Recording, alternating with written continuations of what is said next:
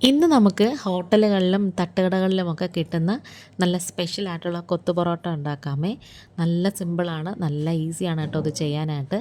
Video skip ചെയ്യാതെ full കാണണം. ഇഷ്ടപ്പെട്ട ചാനലൊന്ന് ലൈക്ക് ചെയ്യും, ഷെയർ ചെയ്യും, കമൻറ്റ് ചെയ്യും, സബ്സ്ക്രൈബ് ചെയ്ത് സപ്പോർട്ടൂടെ ചെയ്യണേ. താമസിക്കുന്നില്ല, നേരെ വീഡിയോയിലേക്ക് തന്നെ പോകാം.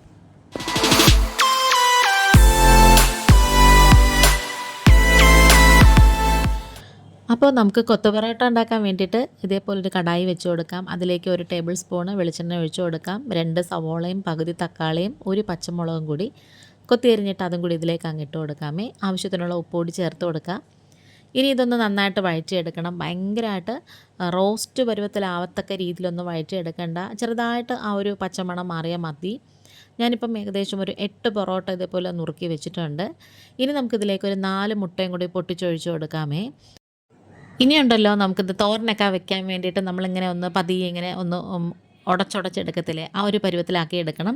അപ്പോഴത്തേക്കും നമുക്കിവിടെ കുറച്ച് ചിക്കൻ കറി ഇരിപ്പുണ്ട്, അതും കൂടി ഇതിലേക്ക് ഇട്ട് കൊടുക്കാം.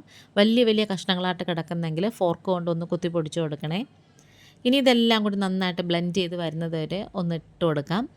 പിന്നെ കുറച്ച് കുരുമുളകിൻ്റെ പൊടിയും പിന്നെ കുറച്ച് ചിക്കൻ മസാലയും കൂടി ചേർത്ത് ഇതിലേക്ക് ഇട്ട് കൊടുത്തിട്ട് നന്നായിട്ടിങ്ങനെ ഒന്ന് മിക്സ് ചെയ്ത് യോജിപ്പിച്ചെടുത്തതിന് ശേഷം നേരത്തെ തന്നെ നുറുക്കി വെച്ചിട്ടുള്ള ആ പൊറോട്ട മുഴുവനും ഇതിലേക്ക് അങ്ങ് ചേർത്ത് കൊടുക്കാമേ.